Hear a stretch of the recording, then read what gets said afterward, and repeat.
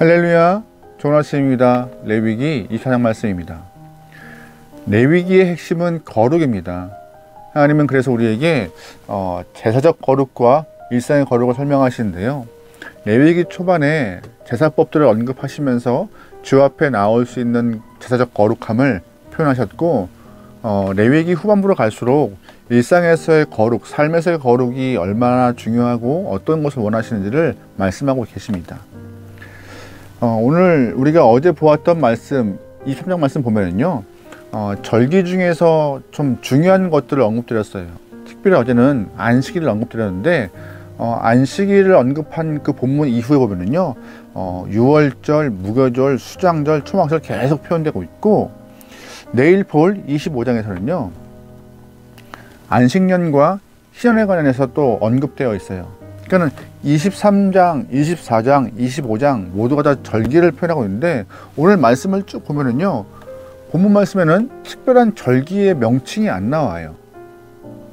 그러면 상식적으로 23장, 24장, 25장 다 절기를 말하고 있고, 23장에는 안식일, 유월절, 수장절, 초막절 이런 게 표현되어 있고, 25장에서는 희년과 안식년을 언급했다면 23, 25장을 붙여서 말하는 것이 조금 더 상식적으로 맞는 것인데, 왜 아무것도 표현되지 않는 오늘 본문이 중간에 껴있는지 참 납득이 어려워요.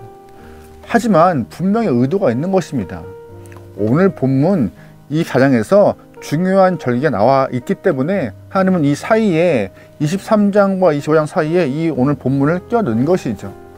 오늘 본문을 통하여서 정말 중요한 절기가 무엇인지 한번 알아보고 하나님의 뜻을 좀 파악할 수 있는 귀한 시간 되면 좋을 것 같습니다.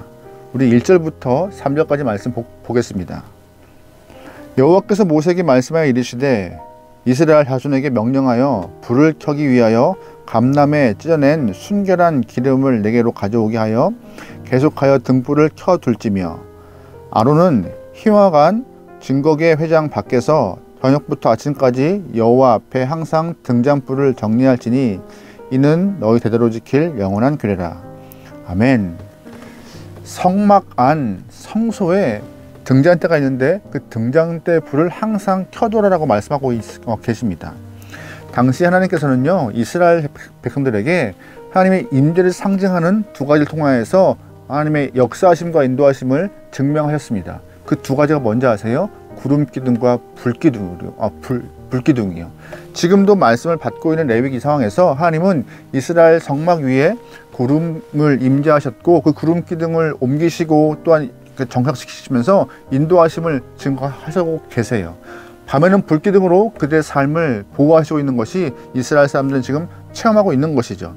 다시 말해서 하나님은 지금도 이스라엘 사람들에게 구름기둥과 불기둥으로 인도하고 계시며, 오늘 본문 말씀에서는 성소 안에 등잔대 불을 켜놓고 있는 것은 하나님의 임재가 상징되었고, 그 빛을 통하여서 하나님의 지금도 우리를 인도하고 계시며 인도하실 거라는 것을 상징하고 있는 것이었어요. 게다가 3절 말씀 보면은요, 그 등잔불을 정렬하십니다. 무슨 의미인지 아세요? 2절 말씀에 지금 말씀 보면은 백성들이 감람류를 가지고 나와서 등잔불을 켜게 되어 있어요. 그런데 그 감람류가 아무리 좋아도 불을 밝히는 좀 한계가 있나 봐요. 어느 등잔대는 불이 좀 약하고 어느 등잔대는 불이 좀 밝은데, 이걸 잘 등잔불에 기름을 잘 정량해서 모든 불을 잘 아름답게 밝히는 것이 중요하다라고 오늘 본문을 말하고 있는 것이에요. 그것이 영원히 지켜야 될 규례와 규칙이라고. 말씀을 한번 잘 보시면요, 이 등잔불에 불을 붙이기 위해서 2절 말씀, 백성들이 기름을 가져 나와야 합니다. 백성은 제사장에게 기름을 주고 제사장은 그 기름을 받아서 영원히 불을 꺼지지 않도록 보호하는 것이 의무였어요. 이 말은요, 하나님의 임재가 상징된 그 불이 꺼지지 않도록 백성의 기름을 잘 관리하고 받아야 하는 것이고, 오늘날 이 말씀은 무엇을 의미하느냐, 하나님의 임재가 상징되어 있는 그 불이 우리의 기도를 통하여서 우리의 기도가 기름되어서 계속 공급되어지만이 그 임재가 상징된 불이 켜져 있을 수 있다고 오늘 본문 우리에게 설명하고 말씀하고 있는 것이에요. 즉 우리의 기도는 쉬지 말아야 한다는 것입니다. 하나님, 우리 교회가 어떻게 하면은 평안에 서서 주님의 기쁨 될 수 있습니까? 하나님, 어떻게 하면 우리 교회가 주님께 받은 사명 잘 드러낼 수 있습니까? 하나님, 우리 교회가 어떻게 하면은 우리의 삶이 어떻게 하면은 이웃과 함께 복음의 행복을 나눌 수 있겠는지 계속 묻고 기도하는 것이 필요하다고. 그 기도가 쌓여서 하나님의 임재가, 하나님의 인도하심이, 하나님의 도우심이 드러나는 불로 우리의 삶에 역사할 거라고 말하고 있는 것이에요. 우리가 이 짧은 아침 시간에 말씀 보고 짧게라도 기도하는 이유는 뭔지 아세요? 기도의 기름을 끊이지 않게 하기 위해서. 말씀의 기름, 기도의 기름을 계속 공급하여서 하나님 그 인도하시는 임재의 빛, 역사의 빛이 꺼지지 않게 위해서 우리가 이 짧은 시간이라도 말씀 보고 기도하는 것입니다. 여러분, 그러기에 여러분과 저희 삶에 이 기도의 기름이, 말씀의 기름이 떨어지지 않길 소망합니다. 5절과 8절 말씀입니다. 너는 고운 가루를 가져다가 떡 12개를 굽되 각 덩이를 10분의 2 에바로 하여 안식일마다 이 떡을 여호와 앞에 항상 진설할지니 이는 이스라엘 자손을 위한 것이요 영원한 언약이니라. 아멘. 이번에는 성소 안에 그 등잔대 맞은편에는 떡상을 언급하고 있어요. 떡상 안에 12개의 떡을 만드는데 그 12개는 12지파를 의미하는 것입니다. 하나님이 이 12개의 떡을 통하여서 계속 그 이스라엘 사람들의 12지파를 먹으신다고 말하고 있는 것이에요. 그래서 이스라엘 사람들에게, 특히 제사장들에게 이 떡상 위에 떡 12개, 진설병을 항상 존재해 두어라 라고 하시는 것이죠. 등잔대는 항상 불이 켜지지 않고 이 떡상에는 항상 떡이 진설되어 있어야 하고, 이 모습 가운데 하나님은 이스라엘 12지파를 항상 지키시고 보호하시며 그의 백성을 먹으심을 이 성소 안에서 표현하고 있는 것입니다. 잘 보시면요, 오늘 본문에서 계속 반복된 단어가 있어요. 설명드려 볼게요. 2절 말씀에 계속해서, 3절 말씀에 저녁부터 아침까지, 그리고 항상, 4절 말씀에 항상, 8절 말씀에 항상 영원한, 9절 말씀에 영원한, 이러한 이야기가 계속 반복되고 있어요. 무슨 말이에요? 설교 초반에 23, 24, 25장 모두가 다 절기를 말하고 있다고 말씀드렸어요. 어제 보았던 말씀은 안식일을 필두로 유월절, 무교절, 초막절 이런 걸 언급했고, 25장 말씀은, 이제 내일 볼 25장 말씀은 희년과 안식년을 언급하고 있어요. 근데 오늘 말씀은 특별히 절기가 언급되어 있지 않지만 아까 반복되어서 언급되는 단어가 뭐예요? 항상, 영원한, 저녁부터 아침까지.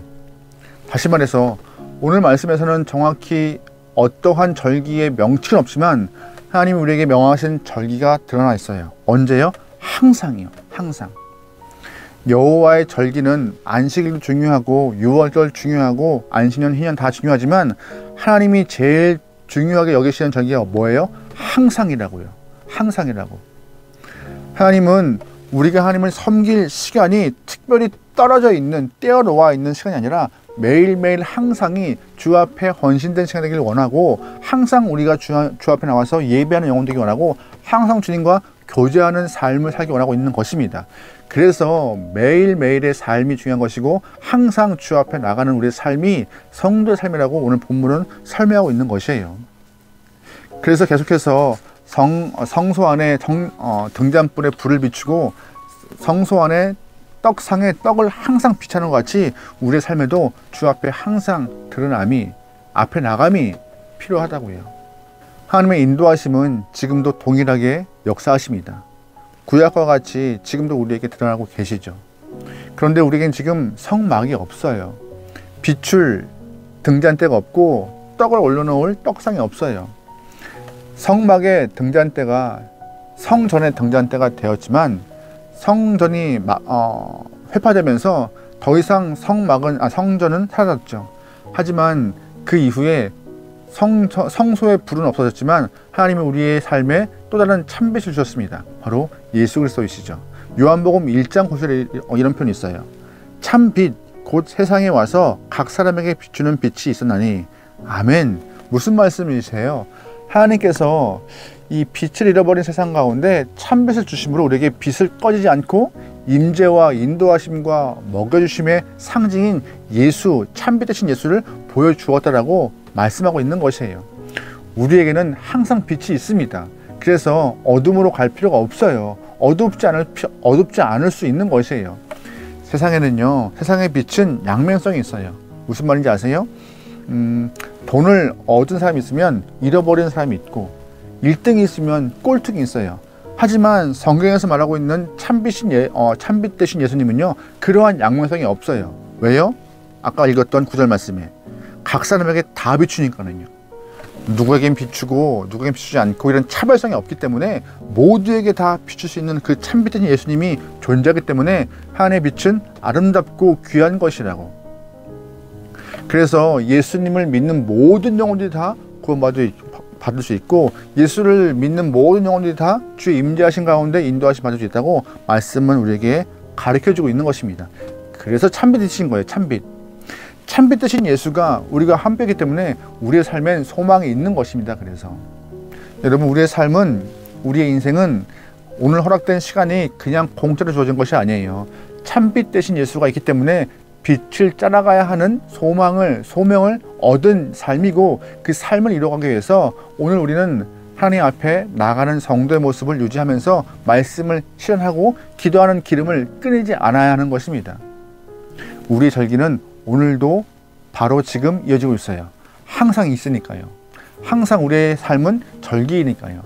오늘 주어진 시간, 여러분의 삶은 하나님의 허락된 절기임을 기억하면서 오늘 하루도 거룩함과 또한 주의 동행하심을 통하여서 아름다운 열매로 주님께 영광 돌릴 수 있는 귀한 여러분의 하루 되기를 주님으로 축원합니다.